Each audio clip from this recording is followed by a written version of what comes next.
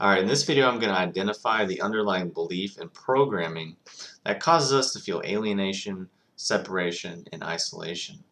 And it's something that when we can see, we can then deprogram it. We can then move past it. We can then understand it, let it go, and move on, and then let go of these effects, these emotions, these feelings that we have that are holding us back and obviously not creating situations that we enjoy. Because if you've ever had moments of just feeling really connected and really a part of things, you know what that feels like, you know that feels really good. If you've had moments of feeling really just disconnected, isolated, and separated, and just kind of lonely, you know it doesn't really feel very good. So I don't really need to go into exactly why and the pros and cons of sorting out versus not, because you know the feeling, you know how it feels, you know how if it feels better, you know how it feels worse, etc. So essentially, what's causing this and what's underlying this is that when we're born, we have an entire series of assumptions and programs that are just thrust upon us because our mind is blank. We have no filter, we have no program to say, oh, is that true, is that false, should we believe this, should we not? No, we just take things in. And since we're in the year 2011, we're the product of a long time of a feudalistic hierarchical way of looking at the world. Now, there are many different ways of looking at the world. There are many different ways of symbolizing the world and talking about the world. But for some reason, the predominant one that we've been given is hierarchical and feudalistic. And what that causes and what that causes in our brain is that underlying we think, okay, well, the world is divided up. It's a hierarchy. It's feudalistic.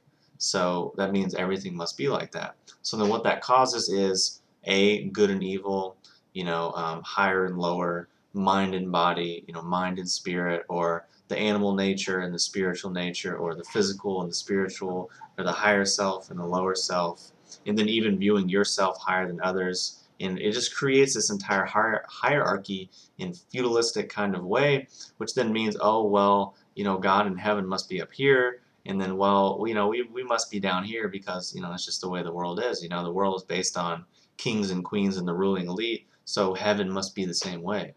But see, we take these in and we take in these programs and we might say, oh, well, I don't believe in modern religion. I don't believe in modern mainstream Christianity. But we don't go to the root cause. We don't deprogram this underlying belief. So we still take on basically the same belief in a different form. So we say, oh, well, I don't like modern this or modern that. But I want to go and develop my higher nature. I want to go and develop my spiritual nature. I want to go and, suppress my animal nature because it's bad, because it's evil.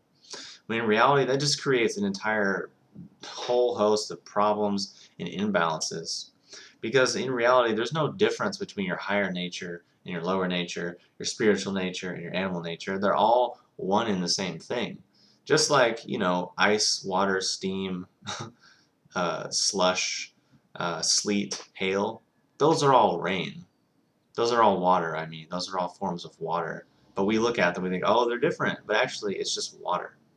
So we can say, oh, well, this is my higher nature. Oh, this is my spiritual nature. This is my animal nature. This is my whatever nature. This is my good self. This is my bad self. This is my lower self, my higher self. When in reality, it's the same thing. And the distinctions just confuse us and shift our focus in all these different directions and fragment our consciousness.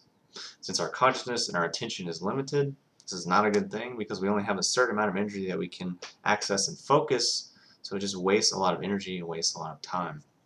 So some examples of this in practice is that further down the line, when we take on this feudalistic hierarchy program, what that causes is that we have all the things we just identified, but also it causes us to favor parts of ourselves over the other. So we might say, oh, well, my thinking self is really good, but I don't want anything to do with my emotional self. Or my spiritual self is really good, but my animal nature, my instincts, and my physical drives, those are bad. I don't want anything to do with them. Or even more, mundane, like a singer thinks, oh, my voice is the most important thing to me. It's all I have. Or a dancer says, oh, my legs, it's the most important thing. Or like we think, oh, my forebrain, my thinking brain is more important than the rest of my brain. When in reality, they're all equally as important and we need all of them. We can't just live with a forebrain. We need the whole thing because the whole thing contains infinite intelligence, basically. It contains all of this information which we've accumulated over however long we've been here, however long our DNA has been evolving. So to say that, oh, well, one part of me is better than the other, just creates disharmony, discord, and a lack of balance. It distorts the flow of energy and just reinforces this hierarchical, feudalistic way of looking at the world. And these false ideas essentially take us out of harmony with the cosmos. Thus, we feel alienated. Thus, we feel alone. Thus, we feel isolated. Thus, we feel like, why do I even belong here? I'm just this thing, you know. There's this higher self and this lower self, and I'm just stuck in my lower self, and I'm bad. So I gotta do yoga. I gotta meditate. I gotta practice this. I gotta give my life to Jesus. I gotta give my life to Buddha. Give my life to Krishna. I gotta chant. I gotta do all these things because I'm broken. I need to be fixed. Because up here, there's this higher self, which someone told me about, or there's this God self, or this enlightened self, or this avatar self that I'm not, obviously. So something's wrong with me because this world is up and I'm down, or you know, this is my evil nature, my higher nature. I'm stuck in my animal nature. I need my spiritual nature, and it just starts off this whole wasteful conversation in our head, which puts us on the hamster wheel. And if you've ever seen a hamster wheel, it never goes anywhere. Hamster just keeps running and running and running and running and running. It doesn't actually go anywhere. So we can chase these things for the rest of our lives and never get anywhere, when in reality, all we have to do is sit down, examine this false belief, examine it, deprogram it, see that it's not true, ask to work out of it, ask to see things differently, and allow yourself to see, oh my God, you're right, that's not true. And then allow that to unfold. Plant that seed that, okay, I need to, deprogram this, I need to get rid of this, and then out over time that will grow the more you're actually aware of it. Because these things, these programs, these beliefs are operating invisibly. We don't see them, we don't know we're there. They're just controlling us basically. But now hopefully you can see it. You can see through the examples I pointed out. You can see how it's affecting you and how it's creating probably a lot of stress, a lot of torment, a lot of wasted energy, a lot of feeling like life's a struggle, feeling like, oh, I have to do this, I have to get there, I gotta change this or improve this or evolve that or enlighten this or spiritualize that. When in reality, it's really a waste of time. There's nothing more spiritual than just being yourself and living your life, experiencing your emotions and allowing yourself to be whole and realizing that one part of you isn't better than the other. And if without your whole self, you really aren't yourself, and you're not going to be able to live, you're not going to be able to express who you are. And that's really what it comes down to. And there's really nothing more spiritual that you can do that. Sure, you can think, oh, I need to go to this astral realm, or I need to travel here, or do there, or project out of my body, or open this chakra or that chakra. But all that's inherently meaningless and useless unless you actually take the time to deal with these foundational things, like these false programs that are in your head, or even, emotional wounds that you experienced as a kid. All kinds of things, which I'm not going to get into this video, are really where the spiritual stuff is, which I'm not even a big fan of that word because I think it's silly, because to me, everything is spiritual, nothing is spiritual, all at the same time.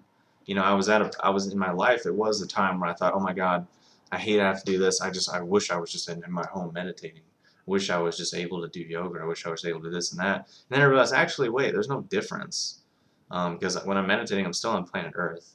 So actually, I might be in a different little box inside of a box, but in reality, it's still the same place. So actually, everywhere could be a meditation, everywhere could be yoga, because that's really the point. That's where all these things are trying to get us to see that and realize, like, oh yeah, that's right, we were already there. Perfect. So hopefully this makes sense. I'm not going to ramble on anymore because it's almost been 9 minutes already. You can understand now and see how we've been born into a feudalistic, hierarchical way of orchestrating reality. It doesn't really serve us. It just creates discord, disharmony, and discomfort, and it makes us feel isolated, alienated, and just cut off from the rest of the world. So hopefully that's helpful. Post your questions and comments below, and I will talk to you soon.